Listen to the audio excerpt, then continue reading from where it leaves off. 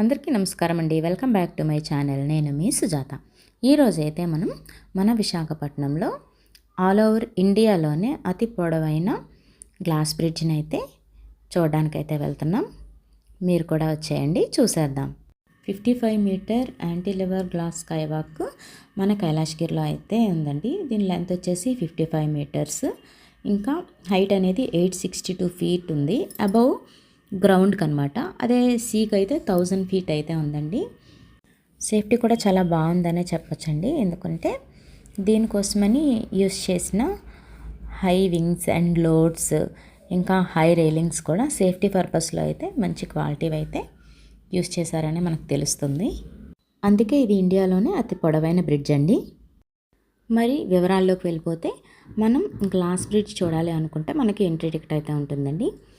Per head 250 rupees అయితే మనకి ticket ఉంటుంది. అలా కాకుండా ఇద్దరు పేరెంట్స్ ఒక కిడ్ ఉంటే 650 రూపీస్, ఇంకా పేరెంట్స్ 2 కిడ్స్ ఉంటే 800 రూపీస్, ఇంకా 5 మెంబర్స్కి 10 మెంబర్స్కి ఇలా అయితే మనకి టికెట్ అనేది ఉందండి.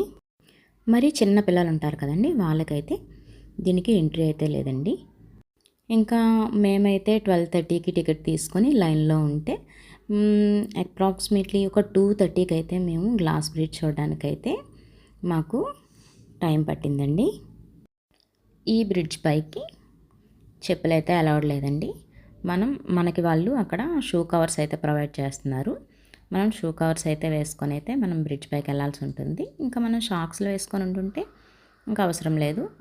అయితే ఈ బ్రిడ్జ్ పైకి వెళ్ళిన తర్వాత వాళ్ళు కొన్ని చెప్తున్నారు, జంప్ చేయొద్దు ఇలా అని. కానీ చివరికి వెళ్ళేసరికి నడుచుకుంటూ వెళ్ళి ఆ గ్లాస్లో నుంచి కింద వ్యూ చూస్తుంటే చాలా చాలా బాగుందండి. కింద గ్రీన్గా కొండపై చెట్లు అవన్నీ ఉంటాయి కదండి. మనం గ్లాస్ బ్రిడ్జ్ నుంచి కిందకి చూస్తే ట్రాన్స్పరెంట్గా చాలా బాగుంది. ఇంకా పైనుంచి మనం చుట్టూ వ్యూ చూడాలి, సముద్రం చాలా చాలా బాగుంది. అది మాటల్లో అయితే చెప్పలేమండి. మీరు కానీ ఎప్పుడైనా సరే విశాఖపట్నం వస్తే కైలాసగిరిని అయితే విజిట్ చేయండి, మర్చిపోవద్దు. మనం ఎంతసేపు లైన్లో నిల్చుంటామో ఎప్పుడొస్తుందా అని అనుకుంటాం కదండి. బట్ ఒక్కసారి మనం గ్లాస్ బ్రిడ్జ్ దగ్గరికి వెళ్ళగానే మనం ఎంతసేపు నిల్చున్న ఫీలింగ్ అనేది కూడా మర్చిపోయి చాలా హ్యాపీగా అయితే ఫీల్ అవుతామండి. ఇంకా ఈ బ్రిడ్జ్ పైకి అయితే 15 అంటే 30 మెంబర్స్ని అలౌ చేస్తున్నారు. బట్ ఈ బ్రిడ్జ్ చివరికి అయితే ఫస్ట్ ఒక 15 మెంబర్స్ని పంపించినాక వాళ్ళు రిటర్న్ వచ్చాక ఇంకొక 15 మెంబర్స్ని అయితే పంపించడం జరుగుతుందండి.